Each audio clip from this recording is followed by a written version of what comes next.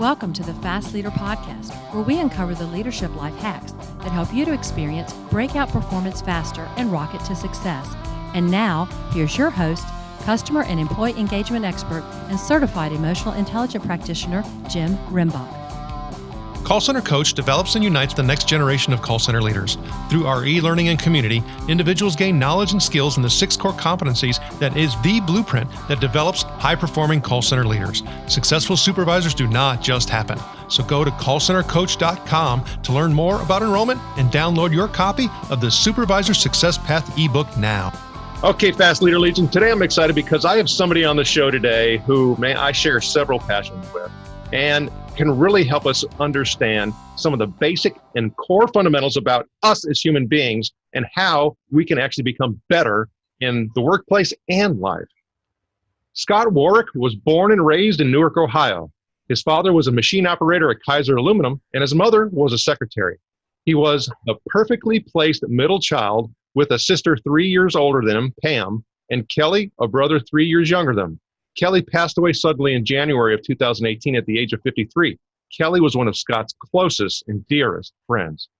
Scott paid for his own undergraduate degree by working at Owens Corning Fiberglass, making ceiling tile and packaging glass wool. That was the first union that Scott was part of. He was part of the GBBA, the Glass Bottle Blowers Association. Scott went on to work several jobs while carrying a full load of classes at The Ohio State University. In 1983, he earned his undergraduate degree in organizational communication. This is the degree Scott uses the most today than all the others. Resolving conflict is always the key. Scott then started his career in human resources by holding a dual role at the Kirby Vacuum Cleaner Company. He was their director of human resources by day and a vacuum cleaner salesman by night and weekends. To earn money for his graduate degree, he worked in another factory, Kaiser Aluminum. That was the second union Scott joined, the Steelworkers. Scott then graduated from The Ohio State University in '86 with his Master's of Labor and Human Resources degree. Scott then worked in human resources in various organizations throughout the later 1980s. At that time, the law was swallowing HR. So while he was working as the Director of Human Resources at First Investment Company in Columbus, Ohio, he was accepted at Capital University College of Law in 1992. And Scott graduated from Capital in '96 as the class valedictorian, first out of 233. Scott then practiced traditional law from '96 to '98 and absolutely hated it. Scott always believed that the lawsuit could be avoided if the parties just grew up, which is emotional intelligence, and addressed and resolved their conflicts. Scott started his own private dual practice in 2001. Scott Warrick's Human Resource Consulting, Coaching, and Training Services, and Scott Warrick's Employment Law Services. Today, Scott focuses most of his attention on working with clients to build their levels of emotional intelligence, which is vital to leadership skills, and to help them better resolve their conflicts, which means using the system he developed called EPR, which stands for Empathetic Listening, Parroting, and Rewards. Scott's book, Solve Employee Problems Before They Start, Resolving Conflict in the Real World, was written to help people do just that and make their lives better. Today, Scott lives in Reynoldsburg, Ohio. He's been married to his wife, Lisa, for 32 years, and they have 2 sons, Michael, who is in graduate school studying for his master's degree in psychology at Roosevelt University in Chicago, and Nicholas, who is studying to become a physical therapist at The Ohio State University. Scott Warrick, are you ready to help us get over the hump? Oh, yeah. Looking forward to it. All set. I'm glad you're here, but I've given my Legion a little bit about you. But can you tell us what your current passion is so that we can get to know you even better? I've got a very unusual practice, okay? First of all, I start from the premise, there is never a reason to go to court. Okay, and I will tell you right now, I've been practicing law for almost 25 years. I have never seen anybody who went to court that was glad they did it. Okay, people go to court. It's really funny. People get all mad and everything. That's wonderful. And then the bills start coming in.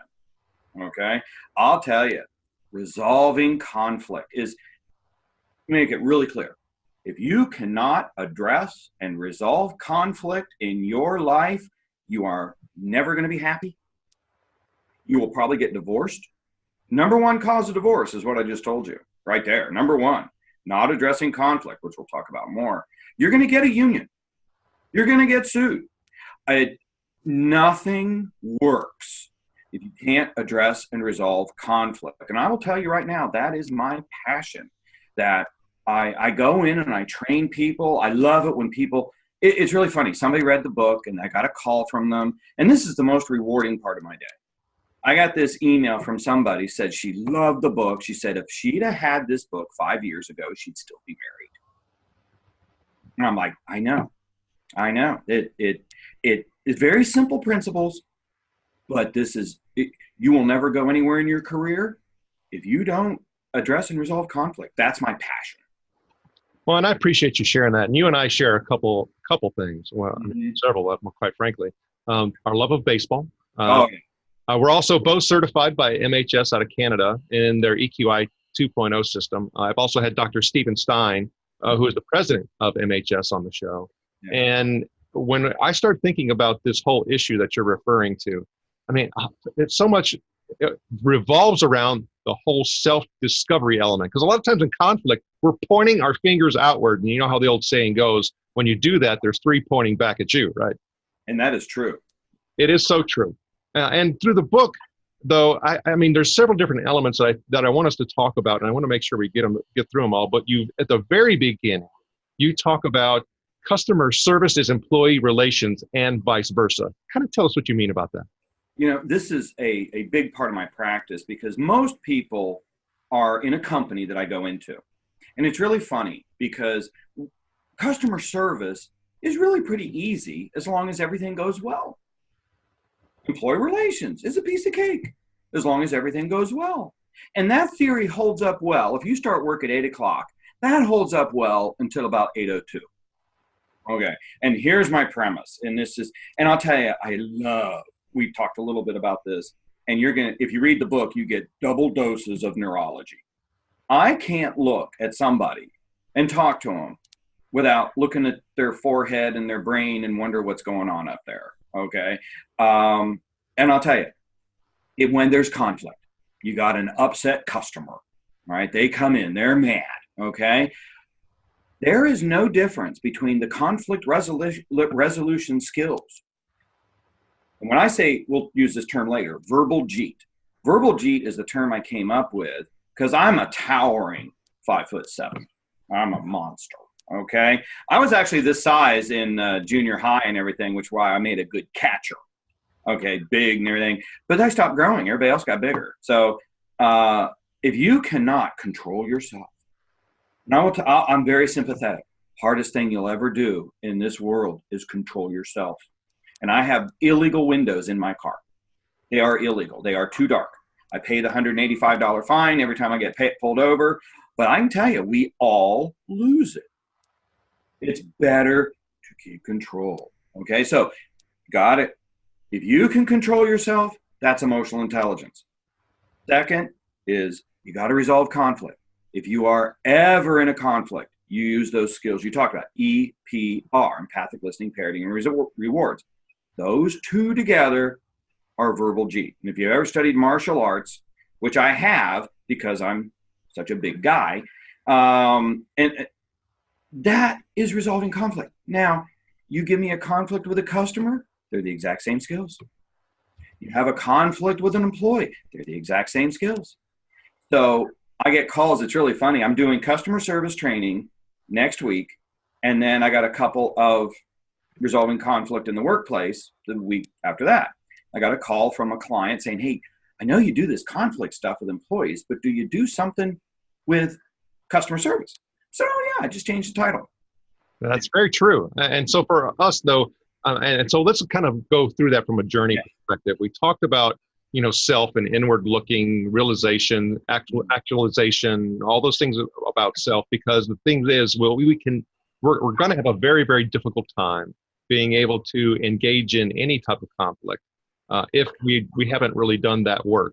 And then also when you start talking about engaging in conflict, I think that's where we see oftentimes people just stonewall, and you talk about that. It's like, hey, I don't know how to do that. I don't like that. It's, uncomfortable to me. So therefore I'm just going to, be quiet, shut down, and just avoid it. And we can't do that. And that's causing even more problems. So it's a magnifying effect that's occurring, but we won't go into that. That's a whole nother episode. But I agree with that 1,000%. So let's talk about in the book, you really hit and explain really well the neurology of EQ. And I think you and I even started talking about that. I said even yesterday, I had a hiccup, in my neurology of EQ, because quite frankly, if I stop and dissect it, I did it myself. I drank too much coffee. I didn't get, enough sleep for 2 days in a row. I mean, there's several factors that came into play that I tried to tell a joke and it was, it was backfired. It was stupid. And I offended somebody. I was like, dang it, and I did, I fell off my horse, right? But if you can, talk to us about the neurology of EQ and why it's so important here.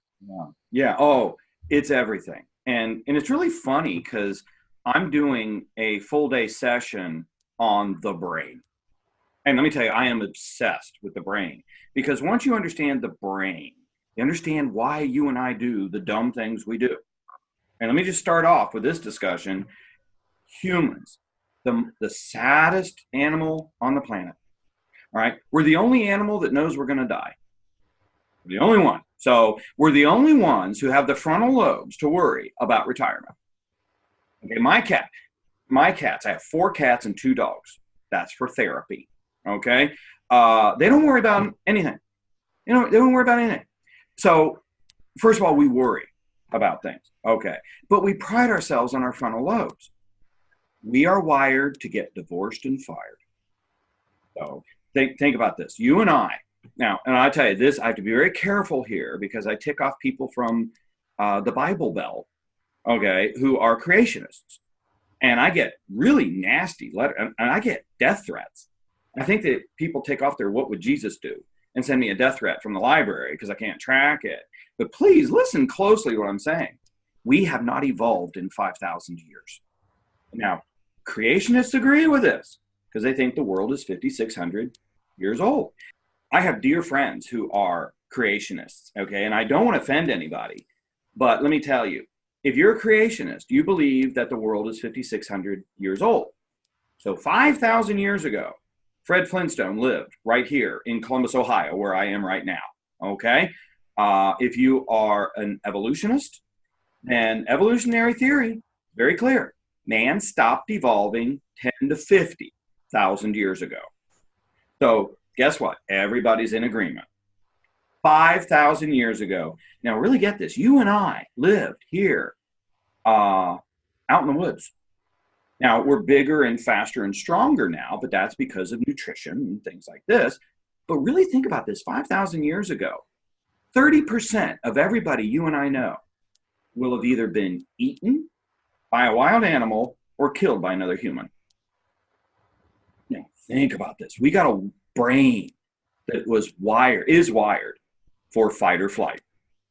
You and I are not wired to take the middle road. You and I are wired to run away or to attack. All communication theory, whether you look at crucial conversations, whether you look at whatever, okay? They're all based on fight or flight. I use the terms retreater and attacker, but it's all the same. It's what I studied back in the 80s with Ohio State. So you and I are wired for this. Now, our emotional system, which is basically our amygdalas, think how recent this is too. 1992 is when we discovered, Dr. Joseph Ledoux discovered our amygdalas. Amazing. In 17 thousandths of a second, our emotions kick in. And I like to put this in real world terms, like you and I standing outside in the summer. We've all been bitten by a mosquito. We turn and we smack the mosquito before cognitively we even know what happened. Our frontal lobes, our logical brain, 2 or 3 times at least slower than our emotional system. And if you've ever seen somebody just lose it, and then they say, I don't know what came over me. Well, human came over you, okay? So the vast majority of us, and when you understand the workings of the human brain, you understand that if you and I were wired to logically reason things out and deal with problems, and our emotions would kick in later, all those people were eaten. They didn't live, okay? Because you and I would be standing there and we'd see a lion, we'd take off. Our ancestors took off.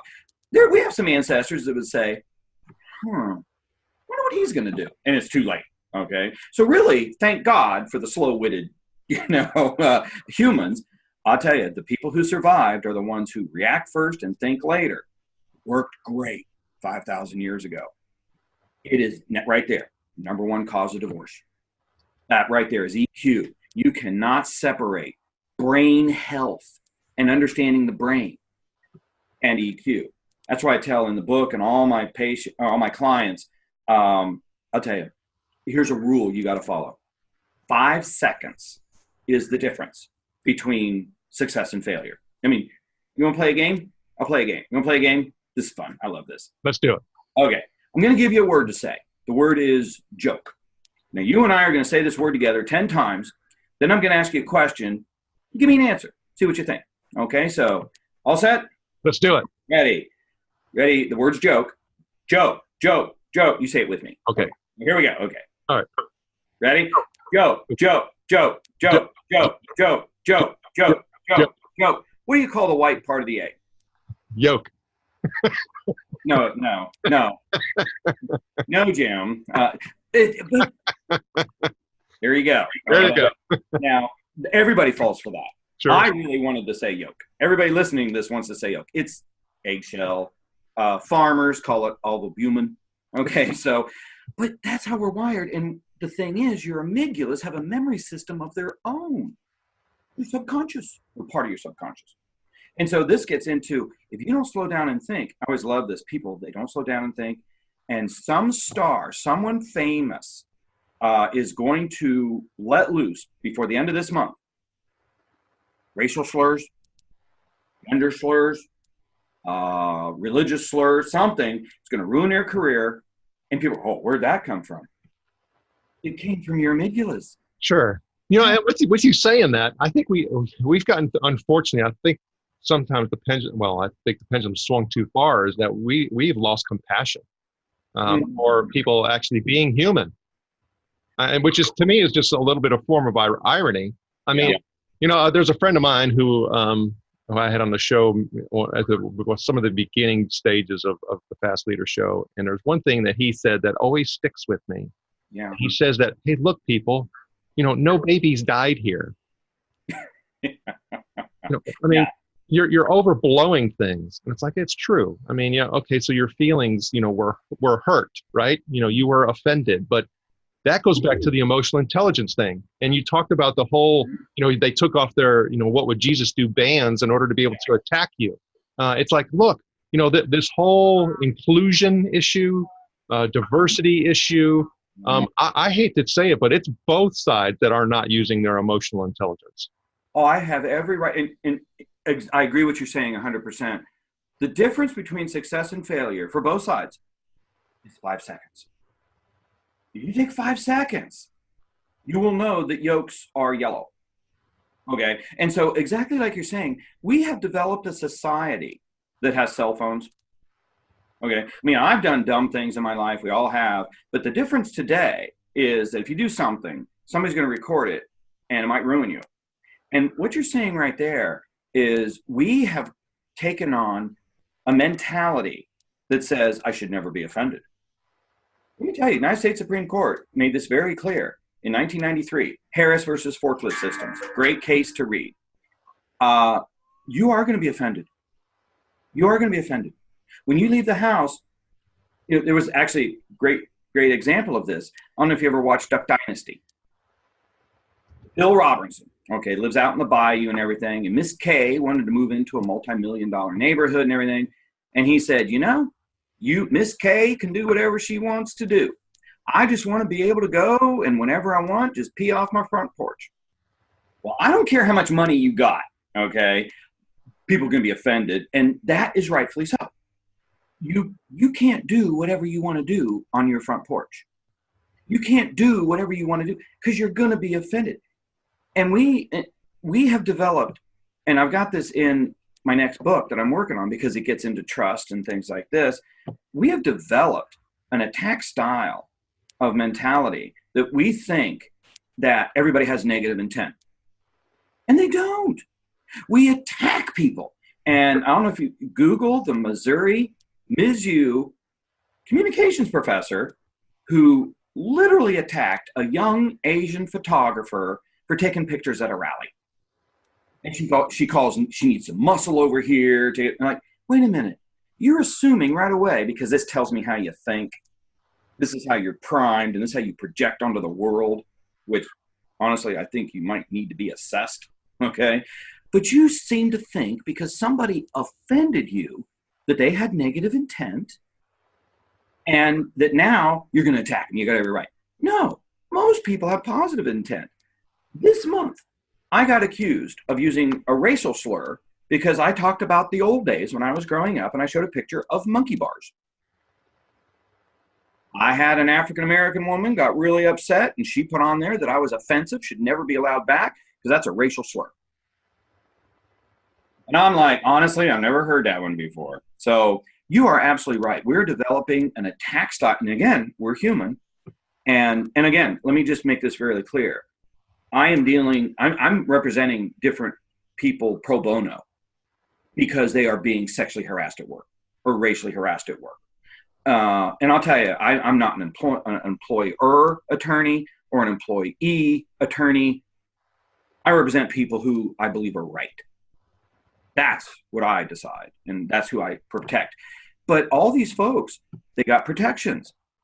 I will tell you, there are people that if you compliment somebody's hair, oh, you had negative intent, or use the term monkey bars or something like this, and they'll file a charge on you. No, you're right. We've got to get some humanity back. We got to stop and take that 5 seconds and think, do you think this person had negative intent or positive intent? And most people really have positive intent. They really do. Some people don't, but most people do. Most definitely. Now, I think with that, you talk about 3 styles of communication that kind of, give a lens into what you were talking about in regards to this reactionary, behavior that we have, or, even going into the stonewalling piece. So if you can, talk about those 3 styles. Yeah, and just picture a baseball diamond, because honestly, 60% of the brain is visual. Okay, and I always love this. Well, I'm a visual learner. Well, you and 7 billion other people on the planet, okay? Because, which we're all wired at the basic, the same, okay? And I'll tell you, just for your listeners, go Google the Human Genome Project. We're all related. And I'll just leave it at that. That's why we're all wired the same. But fight or flight. Okay.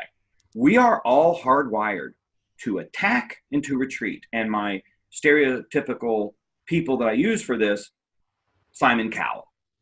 Okay, now I don't know what he's like in his personal life, but he has this stereotypical reputation for being an attacker. Okay, well, we all know people who tell it like it is. I'm an honest person. Or you just have to understand, I feel very strongly about this, which gets back to the point you were making. If I feel strongly about this, I got a right to rip your head off. No, okay? That will end very badly for you. All right. And I will tell you, you attack a human, and I'll tell you, this stuff, you ever attack a human, you're taking your life into your hands. The human animal is 7 times more likely to kill you than all other 1,024 mammals on the planet. We are 7 times more deadly than any other animal on the planet. We kill for fun. Okay, so that's our fight. Now, most people that you and I know, and I call them, those are the attackers. Most people that you know and I know are nice people. They're Aunt B from the old Andy Griffith show. So all your Gen Yers and Gen Zers are probably going to have to Google that or do some research on TV land, okay?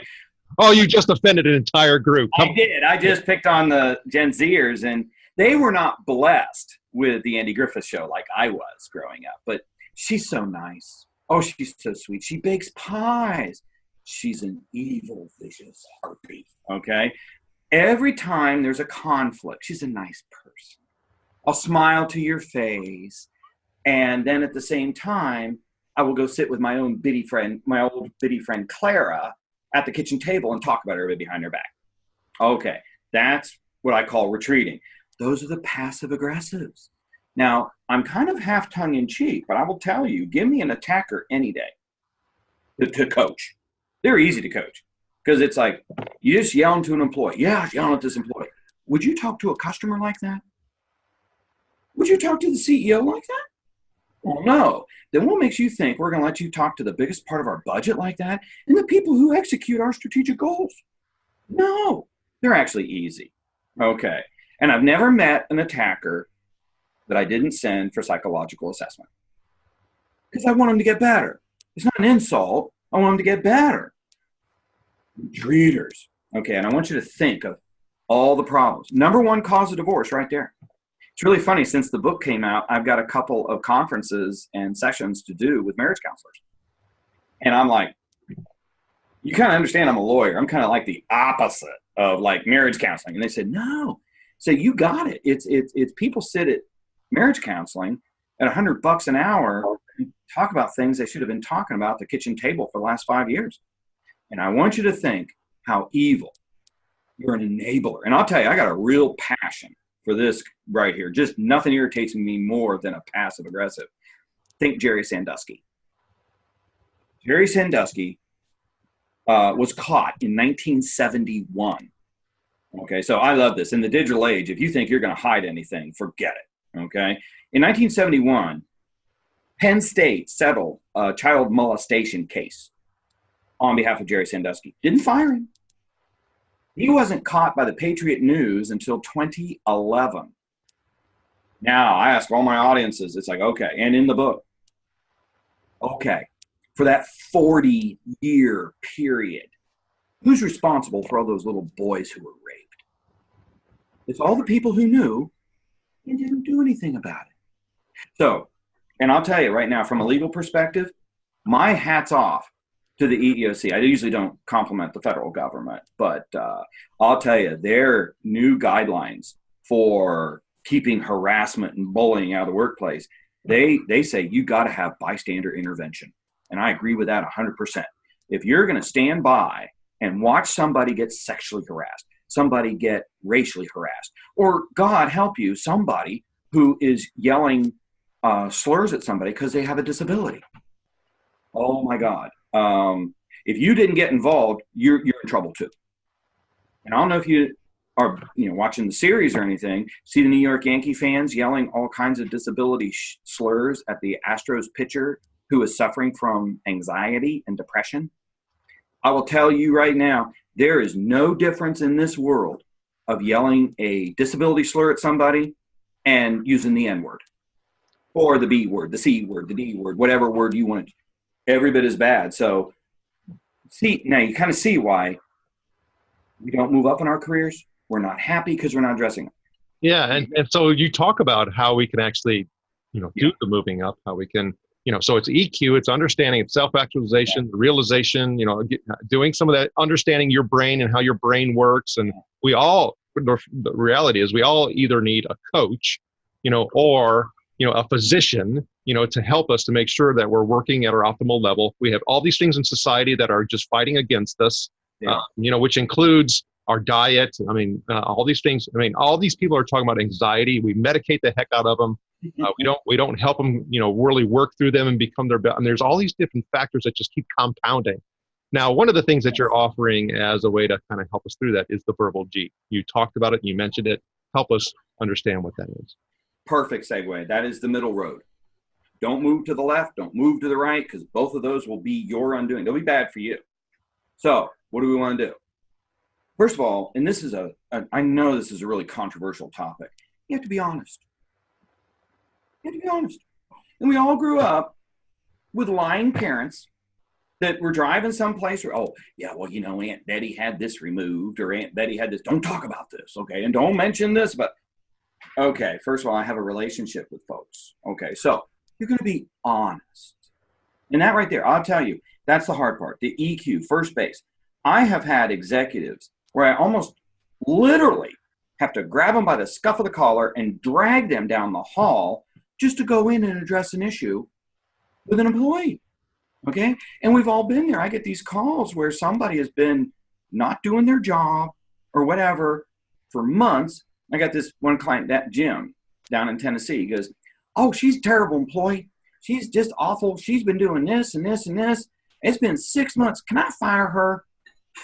And I'll say, well, have you talked to her? When you talk to her, what does she say? I haven't talked to her yet because I don't want to upset her. Can I fire her? And I'm just, okay, so you see this big hump right there. And so, okay, so what do I do once I sit down? EPR. And understand, I like simple concepts. Very simple, because think about it. I got clients that range from 10 employees to 50,000. Okay, how are you going to get the same concept through to everybody? I can tell you, getting it through to 10 people is difficult. Okay, so what do? All you do, you got to go talk to them and use your EPR skills. So the first thing you do, and I always use this as an example, I always take a chair with me when I train because I like to sit in the chair, I like to sit back and just sort of relax and say, use my EPR skills, which starts with empathic listening.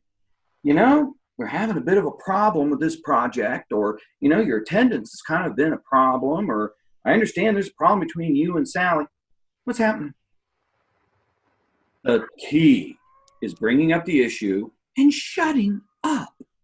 Okay, so EPR is just like CPR, and it's so easy to remember.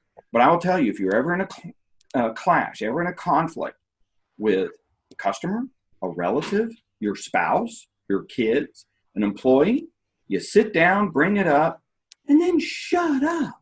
Okay, because let's talk about the customer service, or you got an employee who's really upset. If somebody is really upset, that means their brain is flooding with adrenaline and cortisol, okay? Which means you're damaging your brain. You ever notice that when you get flustered and frustrated, you can't remember stuff? That's because your emotional system, your amygdalas, are connected, sitting right behind your hippocampus, your short-term memory transmitter. So all that cortisol and adrenaline that you're flooding is literally burning and frying your hippocampus. That's why we lose our short-term memory by our 40s and 50s. Don't do that. Don't do that. The neurons in your brain have a life expectancy of 120 years. You should never lose your short-term memory, ever. You should be on your deathbed. Your body will give out first. But we lose our short-term memory because we treat our brains like soccer balls and we don't understand this blasting. It's killing you. So let them burn off that adrenaline. That's what empathic listening does, and slow them down. As you probably tell, I'm a pretty fast talker. I just am hyper. But when I'm coaching somebody, I'll say, no, I'll slow way down and say, okay, just tell me what's happening. Because I want that 5 seconds to kick in for their frontal lobes. And when they're done, also, here's a novel concept. You might learn something. I'll tell you, I learned a long time ago when I was a young attorney. People, they lie. Clients lie. And if you go charging in with guns blazing, you can look like an idiot real quick. So I listen. I might learn something. Then I'll tell you, I've been mediating for 30 years. The next step is the P. Okay, parroting. Now think what I'm saying. Active listening is really good. Empathic listening goes one step further. And think, I always like to play with the Gen Zers and Gen Yers a little bit. Anybody under the age of 30 or early 30s. Because here's something to think about. If I'm 58 years old, okay. If I'm going to sit there and talk to someone who is a young female, 22 years old, inner city, let's say, never been to college, do you think we have a different perspective on the world? Of course we do, right? I was born in 1960, okay? I saw a president get shot on national television, okay? Very different perspective from somebody who was born 1980, 1990. So you see what I'm doing here? I got to listen, not from your perspective, my perspective, but I got to listen from her perspective, okay? So, and I got to repeat it back. So when she's done, the EP, I would say, okay, let me make sure I got this. I want to make sure I'm tracking you. You're telling me that this is a problem because of this and this and this. Do I understand? Okay, so if she says no, okay, tell me again, because there's something that I missed. I got to repeat this to your satisfaction. Okay, now I'll tell you, I've been mediating for 30 years, and let me tell you, here's one of my tricks. If I ever go in to mediate between labor and management or between one person and another person, First thing I'm going to do is I'm going to say, okay, I want someone on this side over here to tell me where this side's coming from to their satisfaction. No one's ever been able to do it. Not once in 30 years. Because if they could, I wouldn't be there. And I think another thing when you go back to the whole neurology of EQ Yeah. is, especially when you start talking about some of the younger generations, that whole prefrontal executive decision-making part of the brain hasn't been developed. I mean, if they're in their, late teens, early 20s, and needless to say, preteen, and so they don't understand, consequences, and they don't understand, if they do something, what could be the effect of that and the magnitude and impact. And so it's not that you're being demeaning in any way when you're engaging or trying to use your EPR skills. It's just that you're talking about their perspective. There's some brain issues as far as development goes that are there that maybe not be there. Yeah, right.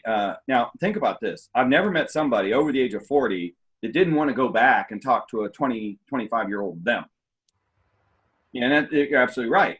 And I'll tell you, insurance companies know this. Have you ever tried to insure a teenage driver? Yeah, we don't need to talk about that. We've had an incident. We doubled insurance for my 16-year-old. So let's not go there. We'll skip that conversation. My 21-year-old, be 22 in March, we pay as much to insure him.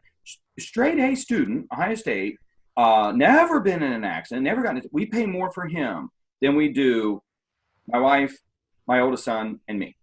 Okay, so now having said that, you're absolutely right.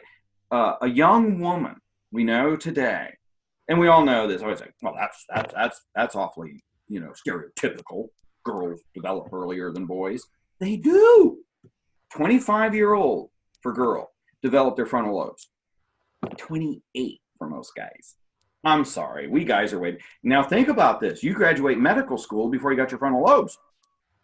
That is scary stuff. Okay, so yeah, but then again, I'll tell you one thing. Older people like me don't like to hear. Technology is always going to win. Look what we're doing right now. The cell phones, technology will. So these kids, and to me, anybody under the age of 30 is a kid because they're just like trying out their frontal lobes for the first time. Okay, maybe I see something they don't see, but I'll tell you from a communication and from a digital standpoint, maybe there's something I don't understand. So absolutely. Now that's the diversity tolerance type of topic. So EP. I will have clients on the phone to explain pretty complicated situations. I mean, I got unlimited minutes on my phone, unlimited. Okay, so I can easily spend 3 hours on the phone with a client. And I'll tell you, I will EP you to death. Because I'll say, okay, let me make sure I got this, because I got to make sure I'm tracking. Now, think of the mistake we usually make. I have control of myself. So I've made it to first base. Hardest thing you'll ever do. I'm not attacking, not retreating. I'm honest.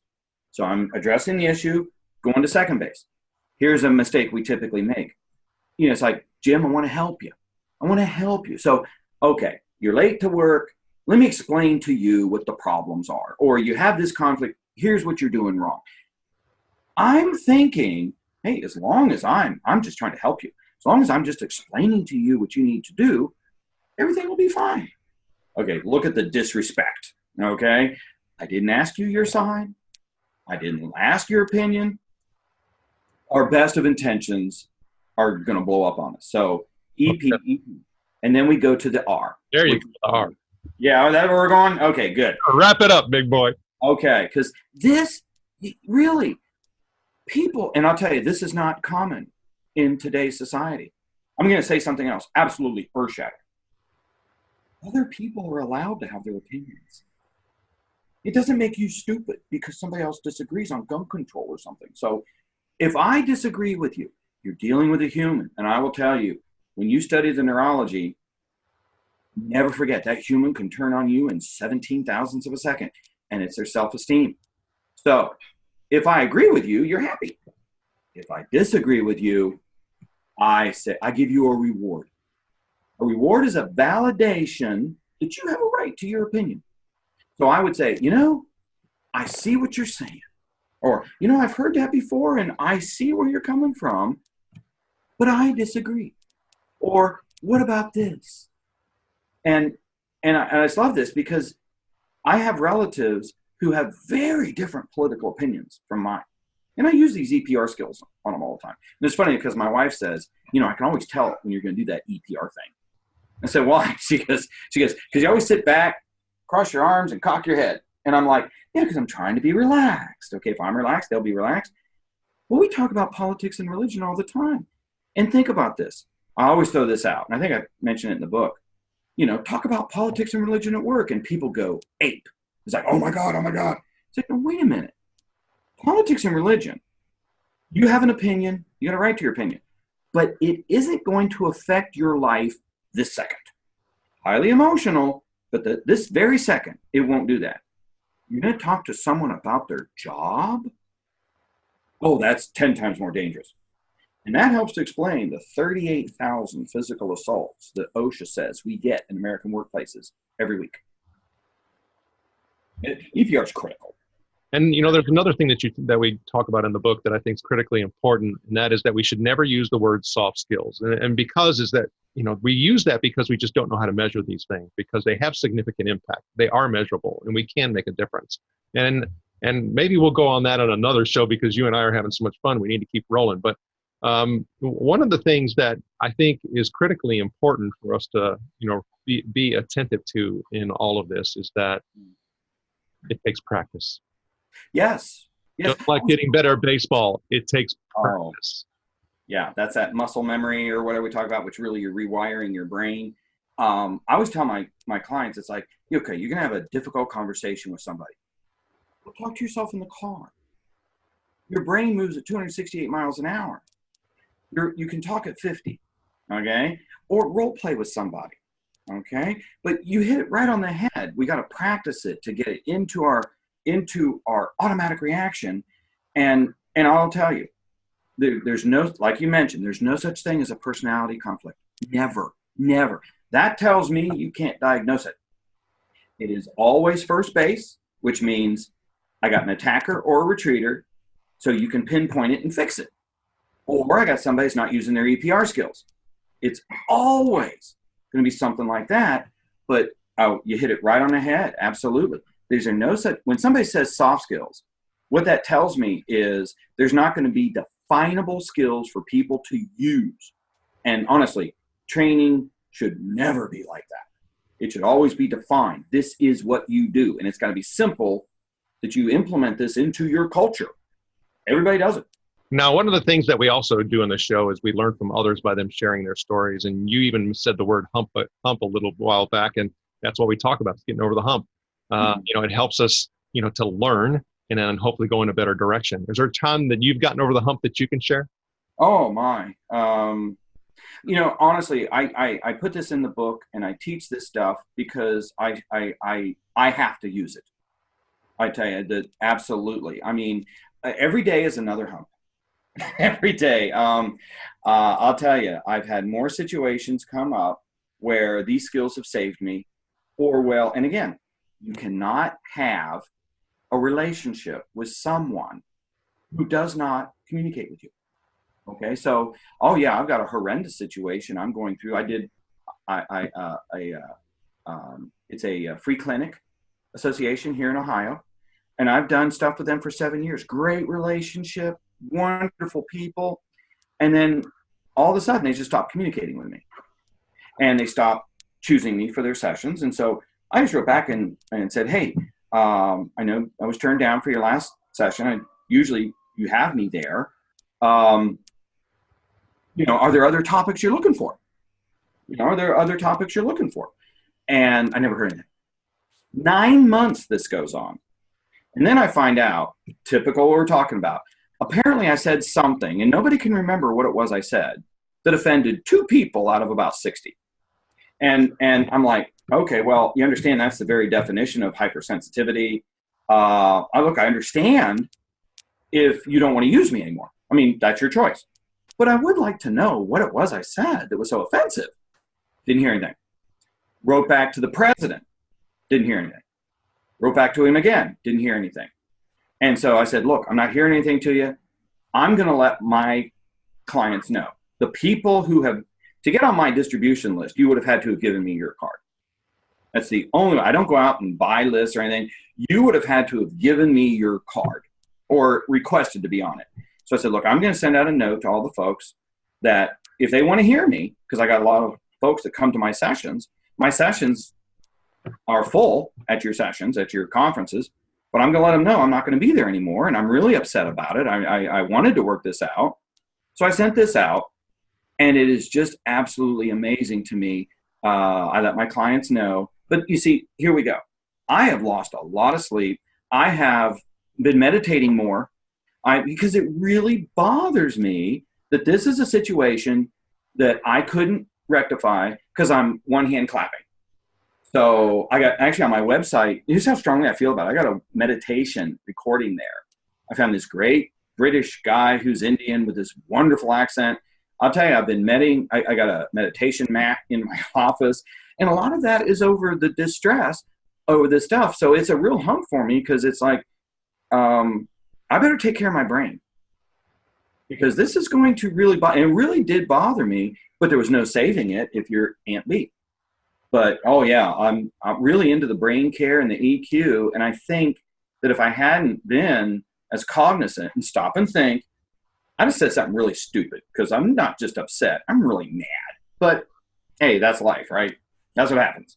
Well, you and I have also talked about the fact that again, another things we share is we study this stuff because we have our own issues to try to get through it. And we're trying to deepen our sense of understanding and awareness. And it's a constant journey. It's a journey. Okay. Now, Fast Leader Legion, we're talking to Scott Warrick, and we'll be back in a moment with the Hump Day Hoedown. Now, before we move on, let's get a quick word from our sponsor. An Even Better Place to Work is an easy-to-use solution that gives you a continuous diagnostic on employee engagement along with integrated activities that will improve employee engagement and leadership skills in everyone. Using this award-winning solution is guaranteed to create motivated, productive, and loyal employees who have great work relationships with their colleagues and your customers. To learn more about An Even Better Place to Work, visit beyondmorale.com/better. All right, here we go, Fast Leader Legion. It's time for the Hump Day Hoedown. Okay, Scott, the Hump Day Hoedown is a part of our show where you give us good insights fast. So I'm going to ask you several questions, and your job is to give us robust yet rapid responses that are going to help us move onward and upward faster. Scott Warrick, are you ready to hoedown? Yeah, that sounds like fun, yeah. All right. So what is holding you back from being an even better leader today? Quite frankly, it's a constant struggle to remain sane. I live this stuff. I drink half my weight in water and ounces every day, whole regimen of vitamins, meditation, all this. And as I get older, it is harder and harder. The brain recovers faster when you're 30 than when you're 60. But I am training right now for 80. And it's a constant type of thing. I got to physically make myself get up from my desk and go and take care of my brain. And it's more important than your feet. What is the best leadership advice you have ever received? I had a client years ago from the South, down in Alabama, and all this stuff was coming out with email. And email was the cutting edge back then. And he said, I know this is all real good and everything, but there is never going to be a replacement for talking to people. And he's right. And texts are everything. That's great and everything. But I will tell you, we're still human. You got to talk. And what do you feel is one of your best tools that helps you lead in business or life? I think the best thing that I've been able to work on, and let me just preface this, I'm a PTSD survivor. I had my brain scanned back in the 2000s, 2008 actually, and it was a mess. And I worked really hard to improve it, rebuild it. And I went back for a follow-up scan in 2011, and it's about 90% clear now. So I really value that. The best thing I'm most proud of is I'm able to relax when I need to relax. And I'm able to know when to leave because I've got a healthy brain now. And that's honestly, that's probably one of the best things I got. And what would be one book that you'd recommend to our Legion? It can be from any genre. Of course, we're going to put a link to Solve Employee Problems Before They Start on your show notes page as well. Honestly, anything by Daniel Goleman. If Daniel Goleman wrote it, I'd read it. Yeah. Okay, Fast Leader Legion, you can find links to that and other bonus information from today's show by going to fastleader.net/Scott Warrick. Okay, Scott, this is my last hump day hold on question. Okay. Imagine you had the opportunity to go back to the age of 25 and you could take all the knowledge and skills that you have now back with you, but you can't take it all. You can only take one. So what skill or piece of knowledge would you take back with you and why? Oh, EQ. Everything's EQ. It's first base. And that's brain health. You can't separate the two. But I would go back to a 25-year-old me and say, look, you really aren't that tough. Soldiers are tough. Navy SEALs are tough, but they damage their brain. So tell you what, you need to take more time away from the desk. You need to cut clients loose. You need to take care of your brain. It's not your body, it's your brain. Actually, your body is just a portable device or a portable instrument for your brain. Takes your body, your brain around. Take care of your brain. You're going to be so much happier because in another 20 years, you're going to be crazy. And you don't want to do that. So that's the one piece of understand and learn EQ and brain health. Scott, I've had fun with you. How do people get in touch with you? I have my website, scottwarrick.com. That's all they need to know. Scott Warrick, thank you for sharing your knowledge and wisdom, and the Fast Leader Legion honors you and thanks you for helping us get over the hump. Thank you for joining me on the Fast Leader Show today. For recaps, links from every show, special offers, and access to download and subscribe, if you haven't already, head on over to fastleader.net so we can help you move onward and upward faster.